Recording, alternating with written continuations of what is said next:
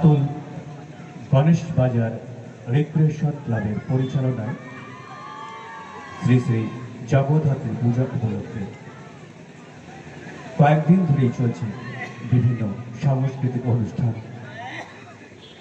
বিভিন্ন সমাজ সেবামূলক কর্মসূচি। আজকেও চলেছে সারাদিন ধরে। আজ আমরা এখন শুরু করতে চলেছি শ্রুতি নাটক তাহার নামটি রঞ্জনা। একটি ঘোষণা: সিগারেট খাওয়া স্বাস্থ্যের পক্ষে ক্ষতিকর, এতে ক্যান্সার হয়। ধন্যবাদ জানাই পাতুল গণেশ বাজার রিক্রিয়েশন ক্লাবকে আমাদের মঞ্চ দেওয়ার জন্য। যাই হোক, এবার মূল অনুষ্ঠানে ফিরে আসছি। শুরু করছি আজকের শ্রুতি নাটক তাহার নামটি রঞ্জনা। বিধায়ক ভট্টাচার্য, নির্দেশনা জীবনেন্দু ঘোষ, অভিনয় অশোক দিগে, সুরজ শেখর ঘোষ, সুরজিৎ ঘোষ এবং মধুমিতা ঘোষ মণ্ডল। মিউজিক শৈলিক ঘোষ। শুরু করছি শ্রুতি নাটক তাহার নামটি রঞ্জনা।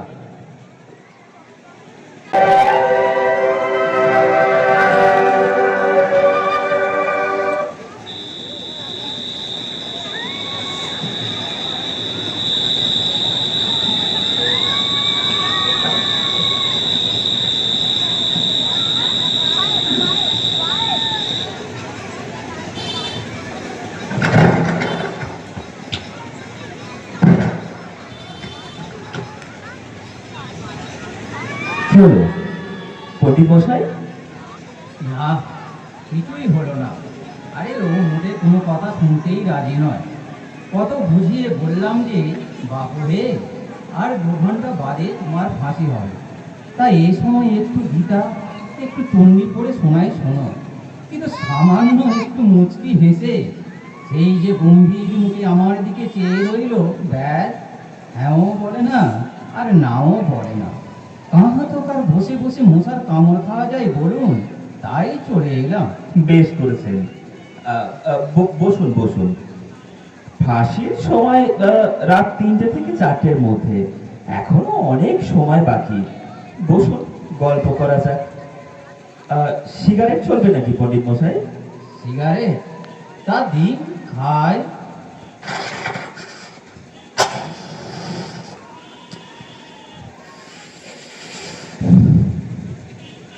এরকম আশ্চর্য আসামি আমি জীবনে দেখিনি। আমিও না, সত্যি আশ্চর্য। ধরুন না কেন বিরাজ বাবু, আজ প্রায় 12 বছর আমি তো এই জেলে কর্তব্য করছি, কিন্তু এমন একটি অদ্ভুত নীরব মানুষ না মশাই দেখেছি বলে আমার তো মনে পড়ে না। হ্যাঁ, শুধু অনেক দিন আগে কালু কাহার নামে একজন আসামি এসেছিল বুঝছেন, তাকেও দেখেছিলাম ঠিক এমনি গম্ভীর। তবে সে ফাঁসি রাত্রে এমন কাঁদতে শুরু করেছিল, তার সেই কান্না থামলো একেবারে ফাঁসি হয়ে যাওয়ার পর। কিন্তু এই কৌশিকের মতো আমিও কিন্তু হলফ করে বলতে পারি, কৌশিক কখনোই ওর আসল নাম নয়। আসল নাম ও গোপন করে গেছে। হতে পারে, হতে পারে, হতে পারে নয়, তাই হয়েছে। এত যে চেষ্টা করা হলো, কোর্টের বাইরে তা আগাগোড়া ও নির্বিকার মুখে বলে গেল, আমার নাম কৌশিক গুপ্ত, অন্য কোনো নাম, এমনকি ওর ডাক নামও নাকি নেই। ছেলেটির ব্যবহার আগাগোড়ায় কেমন যেন রহস্যময়। আগাগোড়া? প্রথমত দেখুন, বালুচরে ওরই বয়সী যুবক কিষান চাঁদকে ঠান্ডা মাথায় খুন করে থানায় গিয়ে বলল, আমি কিষান চাঁদকে খুন করেছি। তারপর কোর্টে দাঁড়িয়ে প্রথম দিন থেকে শেষ দিন পর্যন্ত এক সুরে বলে গেল আমি খুন করেছি। জজ সাহেব জিজ্ঞাসা করলেন, কেন খুন করেছো? না, ওকে খুন করা দরকার হয়ে পড়েছিল, ব্যাস, এর থেকে বেশি আর একটি কথাও না। আচ্ছা, এই বাড়ি ঘর তোর কোথায় সেসব বলেছিল কিছু? কিচ্ছু না। তাই আমি ভাবছি পণ্ডিত মশাই, আজ একবার শেষ চেষ্টা করব। ওকে একবার এই ঘরে ডেকে এনে আপনি আর আমি দুজন মিলে চেষ্টা করব। ও সত্যিকারের পরিচয়টা যদি জানা যায়।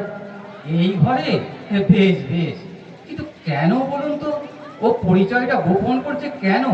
আমার মনে হয় ও কাউকে বাঁচাতে চাইছে, হয়তো কোনো পরিবার কিংবা কোনো আত্মীয় অথবা কোনো মেয়েকে। বারবার বলছে আমার সংসারে কেউ নেই। হ্যাঁ, একটা 26-27 বয়সের যুবকের কেউ কোথাও নেই, এ কথা ভাবতেই কেমন যেন একটু অবাক লাগে, তাই না? হ্যাঁ, লাগেই তো। অথচ ওর চেহারা মোটেই ছোট লোক বা গুন্ডার মতো নয়, পরিচ্ছন্ন ভদ্র চেহারা। কেন জানি না পণ্ডিত মশাই, আজ থেকে 6-7 মাস মনে করুন কৌশিক এখানে আছে, প্রায় প্রতিদিনই ওর সঙ্গে আমার দেখা।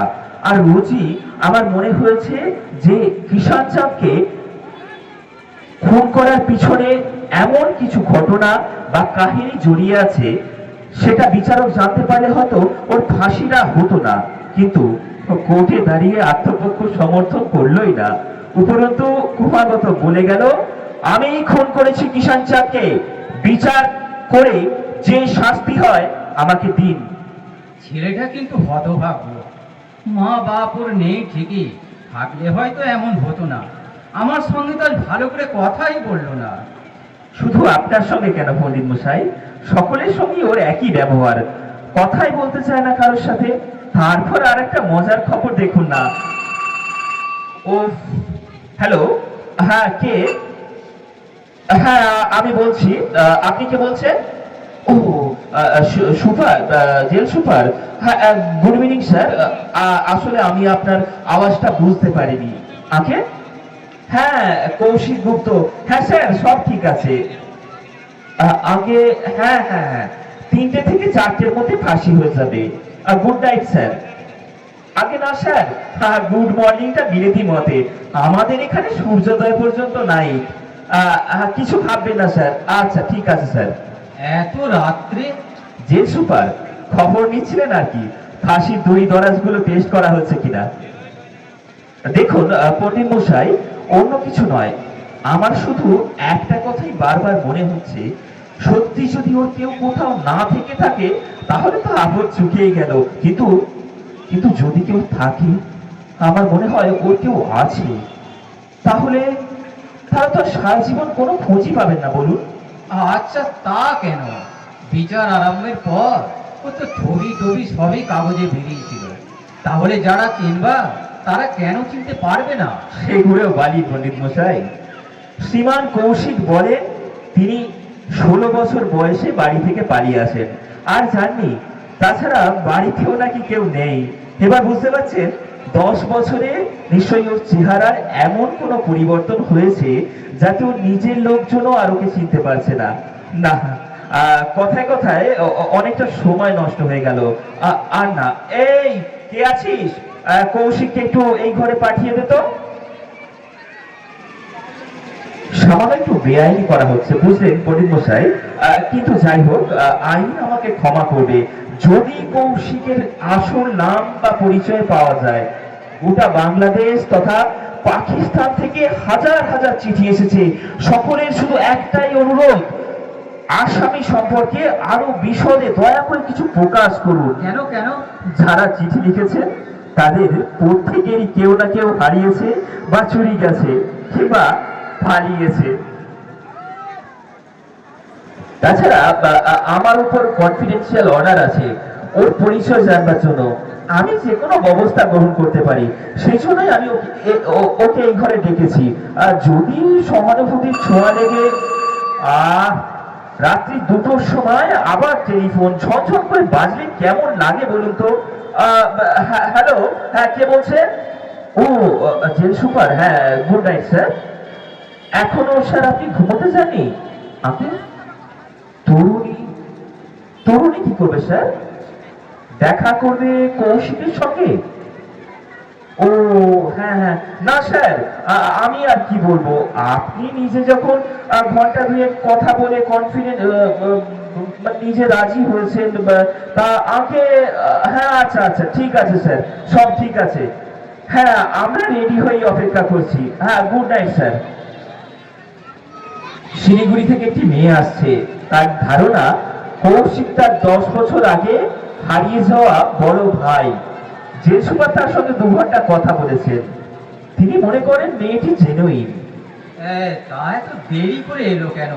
কৌশিকের কেস তো আজ 6 মাসের ওপর চলছে। সেটাই তো জানতে হবে। তবে মনে হয় দেরিতে খবর পেয়েছে। যাই হোক, যদি সত্যি বোন হয় তাহলে এবার আর বাছা ধরে চালাকি করা চলবে না। 10 বছর পরে বোনকে চোখের সামনে দেখলে চোখে মুখে যে ভাব ফুটে উঠবে, তাই দেখে ও হ্যাঁ এসো এসো, কৌশিক এসো। সিগারেট খাবে নাকি? সিগারেট দিন।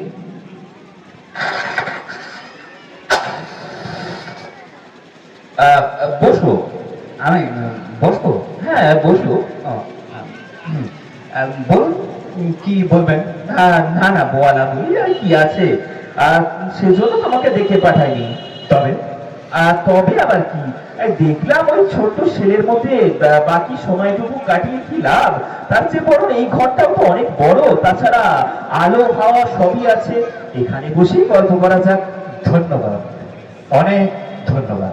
আশ্চর্য জানো বাবা কৌশিক, ধরো আমি প্রায় 6-7 মাস তোমাকে দেখছি, তাই এর মধ্যে আমার কিন্তু একদিন মনে হয়নি যে তুমি খুনি। কিষণচাঁদকে খুন করে তুমি জেলে এসেছো। আচ্ছা, কেন ওকে খুন করতে গেলে কৌশিক? কেন গেলাম? সত্যি এই প্রশ্ন আমার মনেও জেগেছে। তোমার মতো শিক্ষিত ছেলে, না, আমি তো শিক্ষিত নই, লেখাপড়াই জানি না আমি, শেখবার সুযোগও পাইনি। বেশ, কিন্তু কিষণচাঁদকে কেন খুন করলে? খুন করবার দরকার ছিল বলে ওর বেঁচে থাকার কোনো অধিকারই ছিল না, তাই নির্মমভাবে খুন করেছি ওকে। আমি নিয়েছিলাম ওর বিচারের ভার, বিচার করে মৃত্যুদণ্ড দিয়েছি। বুঝতে পারছি আপনারা আপনারা মনে মনে বেশ ছটফট করছেন কাহিনীটা শুনবার জন্য, তাই তো? বেশ, বলছি, যে কথা আমি বিচারককে পর্যন্ত বলিনি, আজ বলছি সে কথা। জানেন, আমি একটা মেয়েকে ভালোবাসতাম, আর ওই কিশোরচাঁদ ও ছিল আমার পরম বন্ধু। তো ওই 7 দিনের জন্য আমি পাল্টে গিয়েছিল, আর কিষণচাঁদকে বলে গিয়েছিল মেয়েটিকে দেখাশোনা করতে। ফিরে এসে দেখলাম কিষণচাঁদ মেয়েটিকে বিয়ে করেছে। মেয়েটিকে জিজ্ঞেস করতে সে কাঁদতে কাঁদতে বলল কিষণচাঁদ তাকে অজ্ঞান করে, তার সর্বনাশ করে, তারপর তাকে বিয়ে করেছে। অথচ ওই কিষণচাঁদ জানতো সে আমার বাগদত্তা। ওই মেয়েটির বাপ মা তো কেউ ছিল না, আমি তাকে বলে কলকাতার পথ থেকে কুড়িয়ে নিয়ে গিয়েছিল।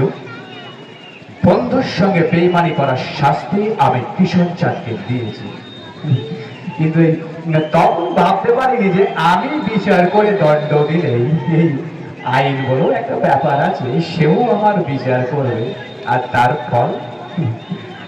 ফল এই মৃত্যুদণ্ড। তবে জানেন স্যার, এই একটা কথা ভেবে ভেবে আমার মানে ভালো লাগছে যে এই স্বর্গের চূড়ান্ত বিচার সভায় আমার যখন ডাক পড়বে, তখন ওই কিষণচাঁদকেও কিন্তু সেখানে থাকতে হবে। কিন্তু আমি বেশ জানি সেখানেও সে আমার দিকে মুখ তুলে চাইতেই পারবে না। তবে যে আমাকে বলেছিলে স্বর্গ নরক এসব কিছুই মানো না তুমি? না, আমি যদির কথা বলেছি পণ্ডিত মশাই, যদি থাকে তো বিচার হবে, আর না থাকে তো বয়ে গেল। সে মেয়েটি কোথায়? বলবো না। নাম কি তার? তাও বলবো না।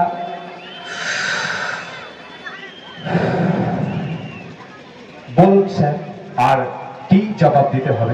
কৌশিক, আমি একটু আগে পণ্ডিত মশাইকে বলছিলাম যে তোমার সত্যিকারের পরিচয় জানার জন্য আমাদের কাছে কয়েক হাজার চিঠি এসেছে।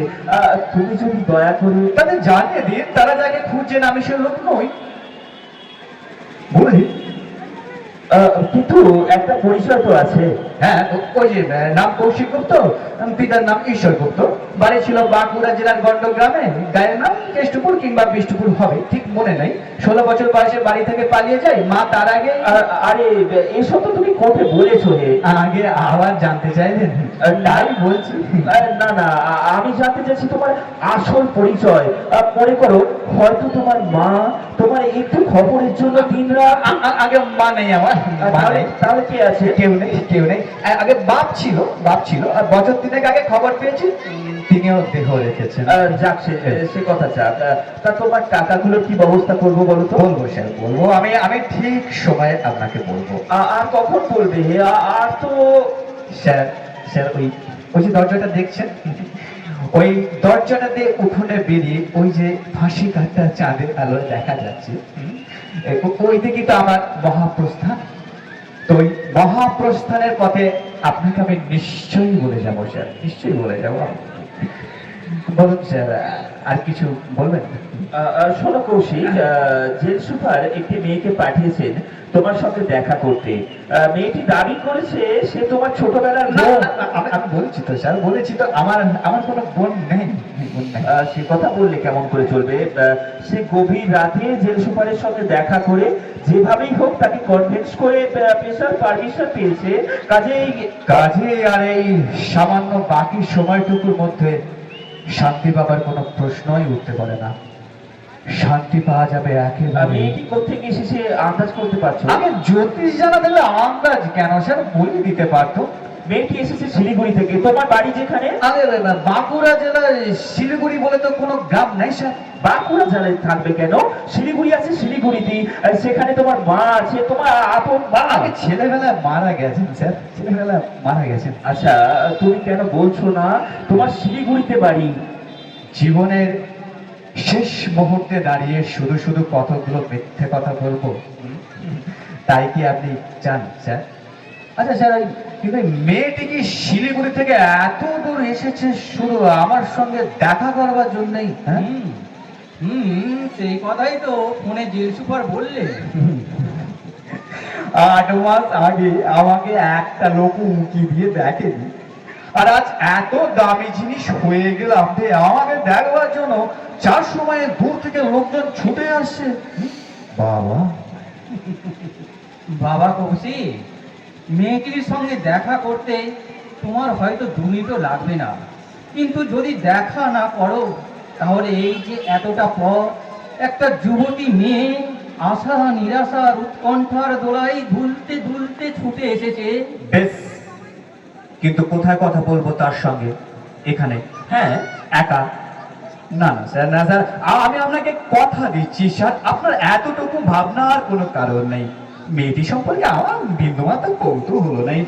হয়তো ভুল ঠিকানা পাওয়া কোনো আহামক করি নেই, হয়তো পকেটের মধ্যে ছোট্ট একটা রিভলভার কিংবা 1 পুড়িয়া পটাশিয়াম সাইনাইড মিশেছে। কিন্তু আপনি নিশ্চিন্ত থাকতে পারেন স্যার, এই পৃথিবীর কোনো কিছুর বিনিময়ে, এমনকি একটি সুন্দরী তরুণীর মুখে হাসি ফুটিয়ে তোলার জন্য দেখবেন এই মহামান্য ভারত সরকারকে স্যার আমি ঠকাবো না। বিশ্বাস করুন, আমার মতো খুনির জন্য যে পুরস্কার ধার্য হয়েছে স্যার, আমি তার হাসি মুখে গলা পেতে নেব স্যার। বেশ, আমি তোমাকে মেয়েটির সঙ্গে এই ঘরে একলাই কথা বলতে দেব। ধন্যবাদ স্যার, ধন্যবাদ, ধন্যবাদ। এরকম ঘটনা ছেলের মধ্যে আগে ঘটেনি। তবু তোমার আত্মসম্মানের উপর নির্ভর করে আমি অনুমতি দেব। ভালো। কিন্তু বিরাজ বাবু, মানে এটা কি ঠিক কাজ হবে? পণ্ডিত মশাই, পণ্ডিত মশাই, আপনি আমাকে মাফ করবেন। এই আপনার ওপর শ্রদ্ধা রাখা আমার ক্রমশ কঠিন হয়ে পড়ছে। আচ্ছা আচ্ছা, আপনি কি মনে করেন যে আমি ফাঁসির আসামি বলে এতই ঘৃণ্য চরিত্রে যে ওই মেয়েটিকে একলা পেয়ে আমি এমন কিছু করব যাতে বিরাজ বাবুর, আপনার, ওই মেয়েটির, আমার এবং জেল সুপারের মান মর্যাদা আর বিশ্বাস নষ্ট হবে? ছি ছি ছি ছি ছি, পণ্ডিত মশাই, ছি। মানুষকে যখন দেখবেন তখন তাকে এই চুরি, ডাকাতি, খুন ইত্যাদি সাময়িক অপরাধগুলো দিয়ে বিচার না করে মানুষ যে ভগবানের অপূর্ব সৃষ্টি এই বলি দেখবেন, দেখবেন, দেখবেন, তাতে কোনোদিনও ঠকবেন না। এ কি এরকম চমৎকার কথা বলছো, অথচ লেখাপড়া জানো না? আরে আরে এসব তো শোনা গদার পাণ্ডিত মশাই। এখন এই নরশব্দের ধাতুরূপ বলতে বলুন, দেখবেন দেখবেন একবারে কাঠ হয়ে যাবে। যাকে আপনি এক কাজ করুন পণ্ডিত মশাই, আপনি কৌশিককে নিয়ে পাশের ডেপুটির ঘরে গিয়ে বসুন। এর মধ্যে আমি মেয়েটির সঙ্গে একটু দেখা করে নিই। ভালো কথা। এসো হে কৌশিক, চলুন এসো। চলুন। এই এই কে আছো? মেয়েটিকে নিয়ে এসো। এসো এসো, বসো মা। জেল সুপার, শুনলাম তুমি জেল সুপারের সঙ্গে নাকি দেখা করেছো? আগে হ্যাঁ, অনেকক্ষণ ছিলাম তার কাছে। তুমি আমার মেয়ের বয়সী, তোমাকে তুমি বললাম, রাগ করো না কিন্তু। না না, কে কি বলছেন? তুমি করেই তো বলবেন আমাকে। কি নাম তোমার মা? আমার নাম রঞ্জনা মজুমদার। মজুমদার? তুমি কৌশিকের সঙ্গে নাকি দেখা করতে চাও? হ্যাঁ, কেন বলুন তো? আমার কি আসতে তাহলে দেরি হয়ে গেছে? না না, ঠিক আছে ঠিক আছে, আরো পরে এলে হয়তো সত্যি দেরি হয়ে যেত। সময় হচ্ছে 3টে থেকে 4টের মধ্যে। ও এবার আমি তোমাকে দু একটা কথা জিজ্ঞাসা করব মা। না না, ভয় পাওয়ার কিছু নাই এতে। তোমার এই দেখা করার ব্যাপারটা আমি একটু সহজ করে দিতে চাই। বাড়ি তো কোথায় তোমাদের? শিলিগুড়ি। প্রপার শিলিগুড়ি? না না, খঞ্জনা গ্রামে। বাবা মা? বাবা আমার খুব ছোটবেলাতেই মারা গেছে। মা আছেন বাড়িতে, এখন শুধু মা আর আমি। তাহলে তোমার মা নিজে না আসে তোমাকে কেন পাঠালেন? মায়ের তো খুব অসুখ, তিনি বিছানায় পড়ে আছেন। ভাই বোন তোমরা? এক ভাই এক বোন। সেই জন্যেই আমরা ছেলেবেলায় দুজন দুজনকে খুব ভালোবাসতাম। কৌশিক বাড়ি থেকে পালিয়ে এসেছিল বুঝি? আগে হ্যাঁ, কেন? এই গ্রামে থাকলে কিছুই হবে না, শহরে গিয়ে ভালো কাজকর্ম শিখে টাকা রোজগার করে মাকে পাঠাবো, সেই জন্য। আচ্ছা, শেষ দেখা তোমাদের কবে হয়েছে? 8 বছর আগে। এতদিন, তা এখন তোমার বয়স কত? 18তে পড়েছি। তা এতদিন পরে দেখা হবে, তুমি তাকে চিনবে কি করে মা? দেখুন স্যার, আমিও সেই কথা ভাবছি। ভয় হচ্ছে হয়তো চিনতে পারবো না, কিন্তু তা এতদিন কি করছিলে? আজ থেকে 7 মাস এই বিচার চলছে, কাগজপত্রেও ছবিও বেরিয়েছে। না না স্যার, বিশ্বাস করুন, আমরা কোনো খবর পাইনি। গেল সোমবার মা একটা ছেঁড়া কাগজের টুকরোতে দাদার একটা ছবি আর মামলার কথাটা পড়েন। যদিও দাদার ছবির সঙ্গে কোনো মিলই ছিল না, তবু মা আমাকে বললেন, তুই একবার বহরমপুরে জানা মা, গিয়ে জেনে আয় এ সত্যিই আমার মিঠু না আর কেউ। ওর ডাক্তার বুঝি মিঠু? হ্যাঁ, ভালো নাম অম্বুজাক্ষ। তবু তোমার মায়েরই বোধহয় ভালো হতো। যদিও তোমারই ভাই, আর তুমি চিনতে না পারো। আমি চেষ্টা করবো স্যার, আমি খুব চেষ্টা করবো। তা করো, কিন্তু আমার যেন মনে হচ্ছে ও তোমার চেনা দেবে না। নিশ্চয়ই এমন কোনো গুরুতর কারণ আছে যার জন্য ও। না গো, তবু আমি ওর সাথে কথা বলবো, প্রশ্ন করবো আমি। আমাদের 2 ভাই বোনের ছোটবেলায় এমন কতগুলি ঘটনা আছে যা ও আর আমি ছাড়া কেউ জানে না।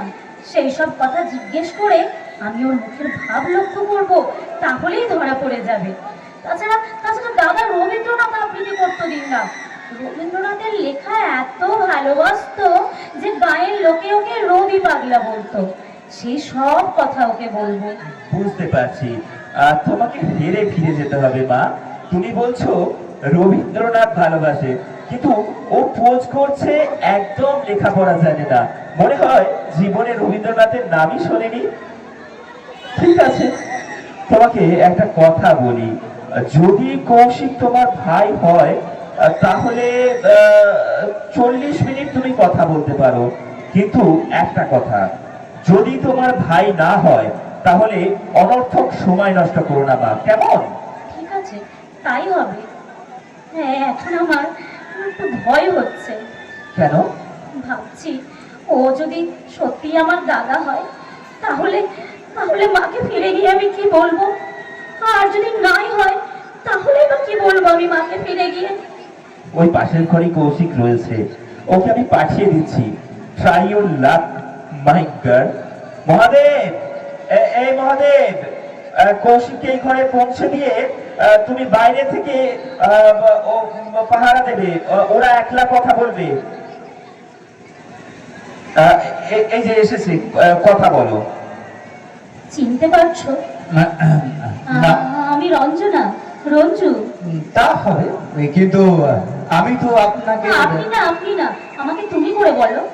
আমি আপনাকে সরি, আমি তুমি চিনতে পারছি না। তোমার নাম কি? আমার নাম কৌশিক গুপ্ত। তুমি ঠিক জানো ওইটাই তোমার নাম? নিশ্চয়ই জানি। জীবনের শেষ মুহূর্তে দাঁড়িয়ে মিথ্যা কথা কেনই বা বলবো বলো? খঞ্জনা গ্রামে যাওনি কখনো তুমি? খঞ্জনা? বাহ, ভারী মিষ্টি নাম তো, খঞ্জনা। তোমার বাড়ি কোথায়? আমার বাড়ি বাঁকুড়া জেলায়। গ্রামের নাম হয় কেষ্টপুর, না হয় বিষ্টপুর, ভুলে গেছি। কেন? এই ছেলেবেলায় বাড়ি থেকে পালিয়েছিলাম তো। ও, তুমি বই ভালোবাসো? বই? হ্যাঁ, বই। কবিতার বই, রবীন্দ্রনাথের বই, যা তুমি প্রতিদিন রাত্রে ঘুম পাড়াবার সময় আমাকে আবৃত্তি করে শোনাতে। আবৃত্তি কাকে বলে তাই আমি জানি না। ও, কোন হাই স্কুলে পড়তে তুমি? অতদূর এগোতে পারিনি, পাঠশালা থেকে পালিয়েছিলাম তো তাই। জেল সুপারের কাছে শুনলাম তুমি একটা বই লিখেছো। লেখাপড়া জানো না তো বই লিখলে কি করে? এই দেখো, এই বাংলাদেশে বই লেখার জন্য লেখাপড়া জানার দরকার হয় না। এই যেমন ভাবে তোমার সাথে কথা বলছি তেমনি ভাবেই লিখেছি। তাছাড়া জানো, এই মিথ্যে কথা বানিয়ে লিখতে কোনো অসুবিধাই হয় না। সব মিথ্যে কথাই লিখেছো? সব মিথ্যে কেন কথা। লিখলে তবে? কেন লিখলাম? এই কেন দেখো, লোকে না এই খুরির জীবনের মধ্যে কেমন একটা রোমাঞ্চ খোঁজে, আর সেইটি দিয়েছি বেশি করে। বলছি, আমি যে এত কথা জিজ্ঞাসা করছি, তুমি রাগ করছো না তো? না, আমি রাগ করবো কেন? আমার সঙ্গে কথা বলে তুমি যদি সান্ত্বনা পাও, কেন তাতে বাদ সাধবো বলো? আর কিছু জিজ্ঞেস করার থাকলে করো না। তুমি বইটই কিচ্ছু বলনি? না। তোমার সঙ্গে মিঠুদার কোনো আদর নেই? এ কথা আমি বলতে পারবো না। আদর নিশ্চয়ই আছে, কিন্তু আমি ঠিক ধরতে পারছি না। বলছি, মিঠু বুঝি তোমার দাদার ডাক নাম? হ্যাঁ। আচ্ছা, রবীন্দ্রনাথের কোনো কবিতা তোমার মুখস্থ আছে? না, নাই। বলছি, আমি কয়েকটি লাইন বলি, দেখো না তারপরের লাইনগুলো তোমার মনে পড়ে কিনা। বলবে? কৃষ্ণ বলি আমি তারে বলি, কালো তারে বলে গায়ের লোক। মেঘলা দিনে দেখেছিলেন মাঠে, কালো মেয়ের কালো হরিণ চোখ। ঘোমটা মাথায় ছিল না তার মোটে, মুক্ত বেনি পিঠে পড়ে লটে। বলো, তারপর বলো না, বলো তারপরের লাইনটা বলো। আমি বলেছি তো, আমি আবৃত্তি করতে জানি না, বিশ্বাস করো। তাহলে তুমি আমার মিঠুদা নাও, তুমি আমার মিঠুদা। আমার মিঠুদা যদি তুমি হতে, তাহলে তুমি এক্ষুনি বলে উঠতে, কালো তা সে যতই কালো হোক, আমি দেখেছি তার কালো হরিণ চোখ। যাই। তুমি চলে যাচ্ছ রঞ্জনা? হ্যাঁ, অফিসারকে কথা দিয়েছিলাম, যদি তুমি আমার দাদা না হও, তাহলে অনর্থক সময় নষ্ট করব না। বলছি, একটু বসো। এবার আমি তোমাকে দু একটা কথা জিজ্ঞেস করি। হ্যাঁ, তুমি আমাকে কি জিজ্ঞাসা করো? তুমি তো কিছু জানোই না, আমাকে তো চেনোই না তুমি। হ্যাঁ, সে কথা সত্যি। তবু জিজ্ঞেস করি। হ্যাঁ, করো। দেখো রঞ্জনা, এই আমি তোমার সাথে কথা বলবো, আর আমার দিকে হাঁ করেছে ওই ফাঁসি কাটার সময় গুনবে, তা তো হয় না। তুমি একটু বসো কেমন? আমি বরং ওই জানালাটা একটু বন্ধ করে দিয়ে আসি। একটু বসো। তো দেখো রঞ্জনা, আমি একটা কথা কিছুদিন বুঝতে পারছি না, এই নিজেরা না এসে তোমার বাবা কোন আঙ্কেল তোমার মতো একটা কচি মেয়েকে এত দূরে পাঠিয়ে দিলেন? হ্যাঁ, বাবা নেই আমার, আর মা বিছানায় পড়ে আছেন, উঠবার ক্ষমতাটুকুও নেই তার। ও আচ্ছা। এই তোমার দাদার ডাক নাম তো মিঠু? হ্যাঁ, ভালো নাম কি? অম্বুজাক্ষ মজুমদার। ও, দাদা সেই যে 16 বছর বয়সে নিজে রোজগার করবে বলে বাড়ি থেকে চলে গেছে, আর ফেরেনি। তার জন্যই তো ভেবে মাঝ মরতে বসেছে। আমি ভাবছি বাড়ি গিয়ে কি বলবো তাকে, কেন মিঠুদা এমন করলো, কোথায় যে গেল, আর কি আবৃত্তি করতো প্রত্যেক দিন আমার ঘুমাবার আগে আমার মাথায় হাত বুলিয়ে দিতে দিতে ওই একটি কবিতায় আবৃত্তি করতো মিঠুদা। সেই যে আমরা দুজন একটি গায়ে থাকি, সেই আমাদের একটি মাত্র সুখ। জানেন জানেন ওই কবিতাটির সঙ্গে না আমাদের আশ্চর্য মিল। আমাদেরও গায়ের নাম খঞ্জনা, নদীর নাম অঞ্জনা। আর তাই তো আমার দাদা অনেক সাধ করে আমার নাম রেখেছিল রঞ্জনা। কেন এমন করে সব হারিয়ে গেল? মাকে আমি কি বলবো ফিরে গিয়ে? অম্বুজাক্ষ মজুমদার না? হ্যাঁ। এই দাঁড়াও। আমারও তো একটা ঘটনা মনে পড়েছে। হ্যাঁ, তারও তো নাম ছিল অম্বুজাক্ষ। কিরকম চেহারা? লম্বা? হ্যাঁ। চিপচিপে, মাথায় এক মাথা কালো? হ্যাঁ, সব মিলে যাচ্ছে বটে। আমরা তখন মানে আমি আর অম্বুজ কলকাতার মেশে থেকে কাজ করবার চেষ্টা করতো, বুঝলে তো। ও প্রায় ওর খঞ্জনা গ্রামের কথা আর ওই ছোট বোনের কথা বলতো। কিন্তু কই, ও যে ভালো আবৃত্তি করতে জানে তা তো কোনোদিনও বলেনি। তুমি মিঠুদার সঙ্গে এক মেসে ছিলে? হ্যাঁ। ও, মিঠুদা তোমায় কি বলতো? বলতো স্বপ্নের কথা, এই ভবিষ্যতে কেমন করে বড় হবে, কেমন করে বেশি টাকা রোজগার করবে, এইসব কথা আর কি। এই মাকে টাকা পাঠাবার জন্য ও যেন কেমন পাগল হয়ে উঠেছিল। রোজ মেস থেকে সকালে বেরিয়ে যেত আর ফিরতো অনেক রাত করে। যখন ক্লান্ত হয়ে শুয়ে পড়তো, আমি তখন আস্তে আস্তে গিয়ে তার পাশে শুতো। জিজ্ঞাসা করতো, কিরে কিছু হলো? এবারও কোনো উত্তর পেতাম না। আমি কিন্তু তাকে বলতাম, জানো, চল আমাদের আড্ডায়, সেখানে তোর কিছু একটা ব্যবস্থা নিশ্চয়ই হবে। এবারও কোনো উত্তর নেই তার কাছে। জানো অম্বুজ কতই না চেষ্টা করেছে টাকা রোজগারের জন্য। একদিনের একটা ঘটনা বলি তোমায়, শোনো। কলকাতায় কলেজ স্ট্রিটের মোড়ে খুব হইচই, লোকজন চেঁচাচ্ছে পকেট মার। অম্বুজ ধরা পড়েছে পকেট মারতে গিয়ে। না, আমার মিঠুদা কিছুতেই না, এটা হতেই পারে না। আমার মিঠুদা পকেট মারতেই পারে না। নিশ্চয়ই পারে না। তোমার মিঠুদা পকেট কাটতেই পারে না। আমি জানি অম্বুজ কখনোই পকেট মারতে পারে না, কিন্তু ওই শহরের লোক তাকে দোষী সাব্যস্ত করে পুলিশের হাতে ধরিয়ে দিল। তারপর তাকে ছেড়ে দিল, কারণ কোনো প্রমাণ তো ছিল না। তারপর কি হলো? তারপর সেই এক চেষ্টা, কাজ করতে হবে, পয়সা রোজগার করে মা বোনের কাছে পাঠাতে হবে। কিন্তু এই বোকা অম্বুজ জানতো না যে সমাজের রথের চাকা কেমন করে ঘুরিয়ে টাকা তৈরি করতে হয়। একদিন জোর করে আমাদের দলের সরকার পিওর কাছে তাকে নিয়ে গেল, বুঝলেন। কিন্তু সে তো তোমার দাদা কিছুতেই খারাপ কাজ করে টাকা রোজগার করতে রাজি নয়। এদিকে মেশের মালিক হুকুম দিল যে 12 ঘন্টার মধ্যে টাকা না দিলে মেশে ঢোকা আর তার হবে না। কি করলো তখন মিঠুদা? তোমার মিঠুদা কিছু করেনি, করলাম আমি। আমার বাঁ পাশে থাকতো সরকারি অফিসের পুরানো পেয়ারা।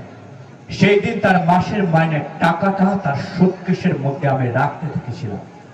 সেই টাকা তার অবর্তমানে বাক্স ভেঙে মেশের মালিকের হাতে দিয়েছিলাম আর বলেছিলাম, আর কিছুদিন আমাদের থাকতে দিন, আমরা নিশ্চয়ই একটা কাজের জোগাড় করবো। তুমি বলেছিলে? না, মানে আমার সামনে তোমার মিঠুদা মালিককে বলেছিল। মিঠুদা বলেছিল? হ্যাঁ, মিঠু বলেছিল। জানো রঞ্জনা, সেই রাতে তোমার মিঠুদা একটা সুন্দর আবৃত্তি করেছিল। মিঠুদার আবৃত্তি তুমি শুনেছো? হ্যাঁ, বড় মিষ্টি সে আবৃত্তি। এমন আবৃত্তি আমি আর কোথাও কোনোদিন শুনিনি। এই আমাকেও দুই একটা শিখিয়ে দিয়েছিল, কিন্তু ওই মাঝে মধ্যে জানো, এই দুজনে যখন অবসর পেতাম একসঙ্গে বসে আবৃত্তি করতাম। কোন কবিতা তোমায় শিখিয়েছিল? এমনি ওই 2-4টি, কিন্তু ওই আমরা দুজন একটি গায়ে থাকি ওটা সে গায়নি। যেগুলো শিখেছো তার থেকে একটা বলো না। মুশকিলে ফেললে। শুনবে? বেশ, শোনো। দেখো, অনেকদিন অভ্যেস নাই তো। দুঃখের দেখেছি নৃত্য, পাপের দেখেছি নানা ছলে, অশান্তির ঘূর্ণি দেখি জীবনের স্রোতে পলে পলে। মৃত্যু করে লুকোচুরি, সমস্ত পৃথিবী চুরি, ভেসে যায় তারা, সরে যায়, জীবনের করে যায় ক্ষণিক বিদ্রুপ। আজও দেখো তাহাদের অর্থবিধি বিরাট স্বরূপ। তারপরে দাঁড়াও সম্মুখে, বলো অকম্পিত বুকে, তোরে নাহি করি ভয়, এ সংসারে প্রতিদিন তোরে করিয়াছি জয়।